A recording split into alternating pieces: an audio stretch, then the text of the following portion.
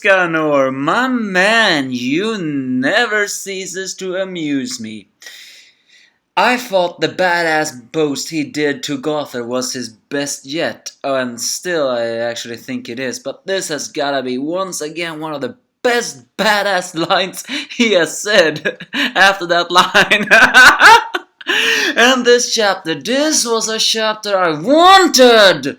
Finally confirming some amount of questions and confirming the theories that a lot of people have had. The story of Meliodas is much more clear now into light, as is the power of why he was supposed to become the next Demon King.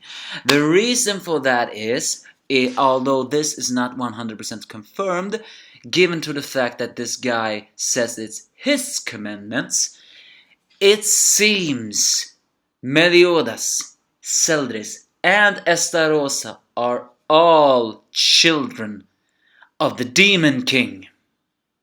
Yeah. I don't think I actually did see that coming. What I did saw coming was something Estarossa mentioned. He mentions, thanks to that woman 3,000 years ago, you became a hollow of yourself. That confirms the theory that I've had all this time, and that a lot of people have had. That Elizabeth is a reincarnation, not from Liz, but from a woman 3,000 years ago. It's not confirmed that that is a goddess or a human, but that confirms it. It confirms that the roots of Elizabeth is much older than we have any thought. I mean, it's gotta be because of that. It has to be because of that. Because if it's not because of that, then that just means that there was a woman who changed Meliodas' life forever. How could someone change a man that was once so cruel? It must have been love. So either way, this chapter begins with Meliodas walking through Purgatory. Sorry if I'm saying that wrong. I cannot pronounce it really. It's in that one, a voice keeps talking to him. We do not, of course, get the name of that voice, but it seems that yes, it is indeed the Demon King himself. Why? Well, we'll get to that soon. First of all, it's confirmed that the commandment. Apparently, Meliodas used to have two commandments. He was the piety and the charity. The charity. What does that stand for? Thou shalt honor thy neighbor? No, I don't know what that stands for. But piety, I don't know what that stands for. And apparently a side effect of his commandments was the fact that he broke it, and thus he was cursed with immortality. But now when he ended up in Purgatory, apparently he is freed from that commandment. Because the voice itself says there are only two ways to free yourself from a commandment I have created. And since Merashkaila mentioned, and since all the demons mentioned the commandments by the Demon King himself, that confirms it. That voice is the Demon King. He says either defeat the Ten Commandments that bested it upon you, or death. Does that mean that unless someone kills the Demon King, the commandments' powers will never cease? Okay, now that is actually kind of bad. Does that mean we will have Merlin in a soul jar this entire arc? But thanks to the side effect of that curse, Meliodas is able to come back to life through and through. But the Demon King says he is unfazed by Meliodas. It is also revealed that even the Demon King has an eye of truth. Huh? Eye of truth? Isn't this a nod to Legend of Zelda, the lens of truth? You apparently have an eye that can seize everything. I guess power level or even history. Isn't that similar to Balor? Oh, wait a moment. There is that magic eye, Balor, that was granted because of Dolor.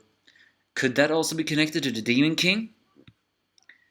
But apparently, the Demon King, it's not exactly confirmed of why the Demon King is as it is, nor is it confirmed on why Meliodas is here, but well, Either way, he mentions that a wretched woman 3,000 years ago, he slowly became a hollow of himself. At least that Meliodas became a hollow of himself. And now that he has chosen death and come to purgatory, the demon king is trying to devour his budding emotions, to satisfy his hunger and his thirst. A mist of a giant creature, more giant than anything we have ever seen before, stands before Meliodas, mentioning that he will take the emotions from Meliodas to regain his lost strength. And when he does that, he will once again... and when he has taken those emotions from Meliodas, Meliodas will once again transform into the cruel demon he once was. I have no idea how that makes sense. But either way, he calls Meliodas my son. Yeah, my son. That is the line that confirms it. This does not confirm, though, how the Demon King is and how he is. It is confirmed that a demon can only live for 1,000 years. So, in a way, that one has to ask, then what happened to the Demon King? Is the Demon King a special case? Is the Demon King immortal just like Meliodas? Or is the Demon King dead? And the Ten Commandments have tried to resurrect him all ever since. Because they are in purgatory. It's not confirmed that purgatory is the underworld of the demons or if just where lost souls gather. But since he eats emotions, one could wonder. Either way, Meliodas decides to fight his former father. Will he be able to escape purgatory? And will he still be the Meliodas we all care for? Who knows? Back on the castle ground, the rebellions are trying to fight, but they're losing strength. And of course, Gilthunder have become, well, cursed with hatred for wanted to revenge Meliodas. Well, duh. But it's still a bit pathetic. It's revealed, thankfully, that another commandment, a former commandment that Meliodas used to have, charity, and that one who wields that is none other than Estarossa. His commandment is actually pretty powerful. Well, every commandment so far has proven to be powerful in a way of their own. But his is apparently anyone who holds heart in their hearts before me lose any means of inflicting damage to him or to anyone. In a way, that is pure charity. By his side is Derere, Moonspiet, and of course Grey Lordo. 4 commandments standing before the rebellion, and they cannot even use their power. Oh, that's not good. As Estarossa brags, suddenly one guy just stands before Estarossa and he grows in strength, and that is Escanor. Oh, that is so badass! Not to mention the fact that Estarossa says they both have E in their names, so it's pretty easy mispronouncing them. They both says, "Why are you not affected by my commandment?" And Escanor says, "Of course it has no effect. I have no reason to feel hatred toward those beneath me. All I feel toward them is pity." Oh, that is so badass! That is so badass! Saying like that, he's face to face with a 10 commandment. As Estarossa called his pride insolent, Scanorius continues to rise in growth and says, "That is my sin." And he was wielding full armor. He has no hatred for anybody who's beneath him. Oh god, I can't stop laughing. That is just too much. But the chapter ends there. And next week's chapter is somewhat called Clash of Titans. Or something like that. So that means Estarossa and Escanor are gonna clash. But I'm actually worried. Please, I'm begging you, do not kill off Escanor. He's just so awesome. And if he is killed off, then there is really nothing that can stop the 10 Commandments. In a way, though,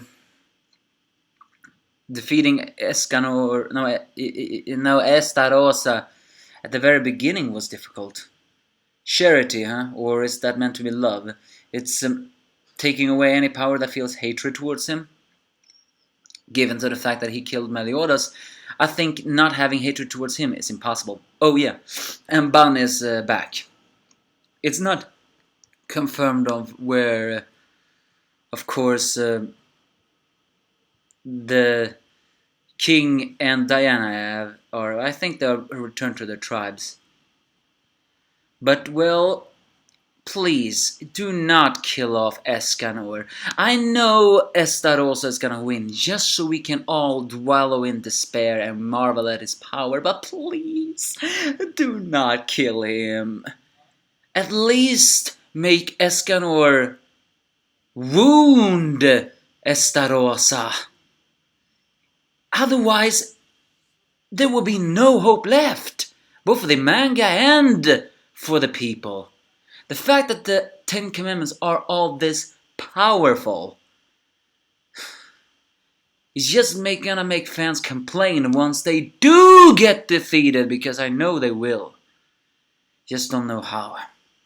And technically, Escanor is the strongest sin, and the sins were created to destroy the Ten Commandments, so please, just do it. But can Sunshine win against Estarossa? Who knows? Give me your thoughts if you have any.